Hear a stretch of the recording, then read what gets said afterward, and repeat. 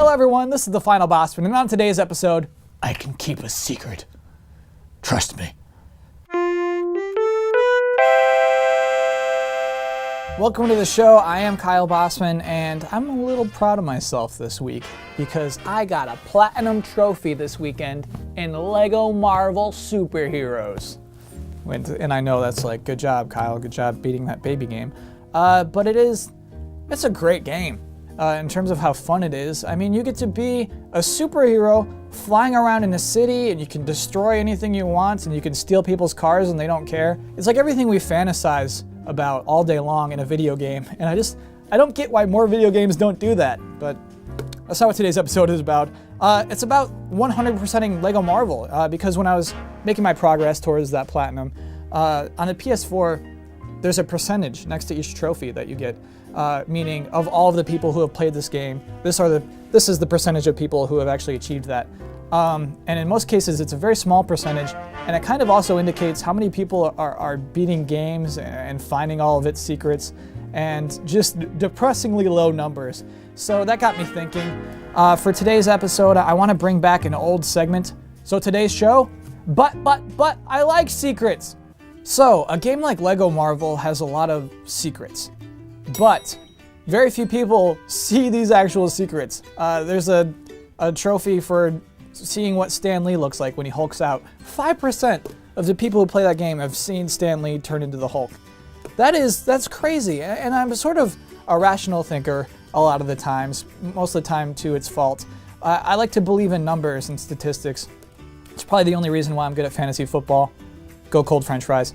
So my rational thinking tells me that you are wasting your time if you spend any effort on 5% of your audience. But these cool secrets and levels are what makes it worth it to the people who are putting work into this game. If you're collecting, gizmos and jib-jabs and little blinky spheres, it's much more rewarding if you know that there's going to be something at the end for all your efforts.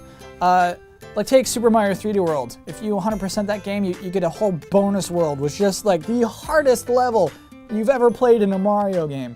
In Luigi's Mansion Dark Moon, if you collect all of the gems and all of the boos, you get the blackest gift for the most brutal game players. Nothing. So bad example. But there's no way that I would have 100% in Lego Marvel if I wasn't going to later be rewarded with Lego Stan Lee and Deadpool and this secret bonus level where Magneto wants to go back into prison to get his chessboard back. But game development is not getting cheaper. It's getting more and more expensive. There's like bigger budgets, bigger staffs, bigger DLC. We need more money. And so I don't understand why we're putting these things in these games if they're going to cost money. And it's not even just the bonus stuff. It's like most people don't finish games. Even when I looked at the trophies for the other games that I own, most of completion rates are like 30 to 40% is all that you could ever hope for people to finish your game. To me, that means that the needs of the majority are not being met. So games should clearly be shorter. But that is plainly evil, Kyle, even for you. Like, let's just make games for people who appreciate games, right? And like, who's to say those people aren't enjoying the games, even if they don't finish it? They're probably still having a good time. They're probably the type of people who walk into a game knowing they're not going to finish it, and that is okay. But, isn't that kind of a failure on an artistic level if your engaged audience doesn't care to see the thing through? Like, doesn't that suck as a creator if most of the people who are looking at your product don't care to see the end? I don't know. I kind of feel like you should try to reach an audience as wide as possible. And if your games were shorter, more people would play through them. But, no, sir, we're not going to make our game shorter, because you know what happens then? Then all the reviewers slam us. And then the commenters rally against us, and the little gnomes in the message board make their little opinions heard, and suddenly we're the bad guys for making a short game. Sorry you wanted to see the end, everybody. And then our Metacritic score plummets and your sales plummets. And everyone in this town knows, high Metacritic score, high sales, baby. And actually, that was the thinking. That was it. That sort of drew to this conclusion of this mental tennis match.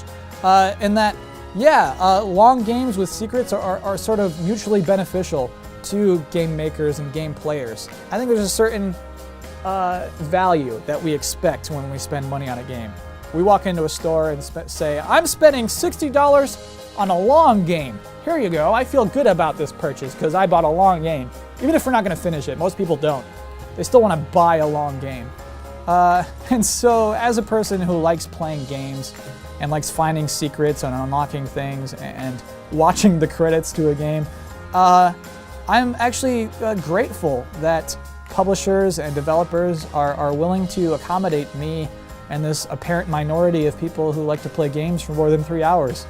And yes, of course, I realize they're kind of financially obligated to make games long and hide secrets in them. I'm still appreciative, so thank you. That is the episode for this week. If you're on Twitter, you can find me at Kyle Bosman. I want to say thank you, by the way, to the people who this morning convinced me to make the show about this and not this Microsoft acquisition of Gears of War, because I don't think I could have been nice about that. I will be back here next Wednesday. I hope to see you then. Thanks for watching.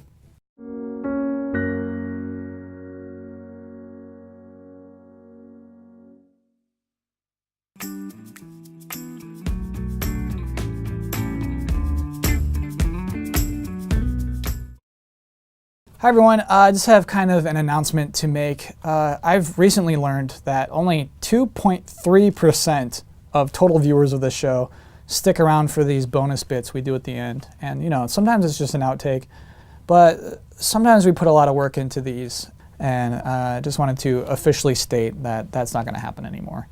I'm sorry if you were into them, but clearly there's not even anyone watching right now.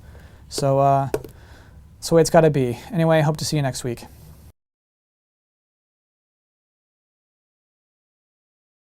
I suppose that was the moment where the show died. From then on, really, the love kind of evaporated out of it. It's like when I stopped doing bonus bits, people started taking the show more seriously. The final Bosman, it's a refined show now. It's very on focus. And I don't know, it happened real fast. I became kind of like some internet celebrity, right? Like iJustine and Smosh. I was one of them, finally. I sort of became like this rolling snowball of success. It all just kind of piled onto each other, just steamrolling. I couldn't stop it. I was the first human being ever on the cover of Game Informer magazine in the month of May 2015. That was a big deal, but you know, none of that made me happy. I went up in space. I bought a car that's shaped like a dinosaur. I knocked up 2 different supermodels, and none of that worked. I remember it was one day, I was on a business trip up in Detroit, shopping for properties. I was at the airport though, and this kid comes up to me named Acid Trip 69. Kid says, hey, how come you don't do bonus bits at the end of your show no more? And I said, come on, kid, nobody cares about those. And the kid says, yeah, but you do, don't you? And the truth is, yeah, I did. I loved doing those bonus bits. That was, you know, that moment was a moment where I could say or do anything I wanted to, and it didn't matter because it was a bonus bit. You know, if I'm going on for too long or it's boring, you know, who cares, right? You know, change the tab. Get out of here if you're bored. You know, it's my bonus bit. It was freedom, is what it was, right? It was like only in that moment is when I was free from the expectations, you know, and the criticism of a regular internet audience. And then I thought about those game developers, right? Because like maybe they liked putting that secret stuff in the games, you know? Maybe that was fun for them. Maybe they didn't care how many people saw it, you know, as long as they had a good time putting it in there. Like that's what this whole existence is all about, right? It's like having fun. So I gave Acid Trip 69 a candy bar out of my briefcase and was on my way. But the next day, I went to talk to my manager, Mr. Mime. And I said, you gotta let me do bonus bits again. I missed the bonus bits. And he dances at me. He says, the kids don't want that anymore. You know, they're over the bonus bits. The kids want this. And you know me, I couldn't help myself. I had to try. So last week, at the end of last week's episode, after the credits rolled, I tried to do a bonus bit. I don't know, something about Philip Dollarfield or something. But I don't know what happened. I couldn't get it out right. The words were coming out wrong, and it wasn't funny. And my guest, Joaquin Phoenix, made a mean joke about it. Then, the next day, John Hamm made fun of me on Twitter. Mr. Mime was right. They didn't want my bonus bits anymore.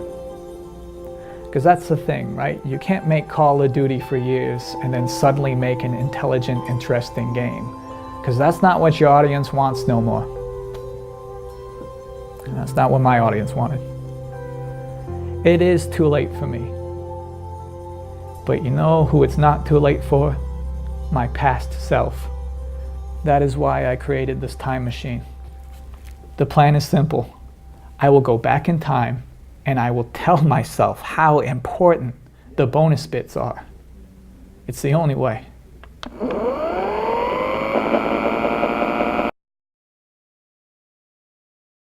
Hi everyone, just have kind of an announcement to make. I recently learned that only 2.3%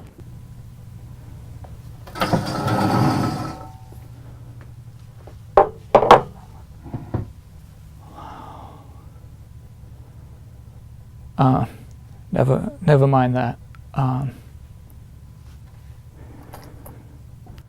You ever notice that Nintendo, as a company, kind of acts like an elephant? Like, ba-dum, bum, bum, ba-bum, bum. I promise I'm gonna change. Ba-bum, ba-dum, ba, boom, bum. But I'm never gonna. That felt really good.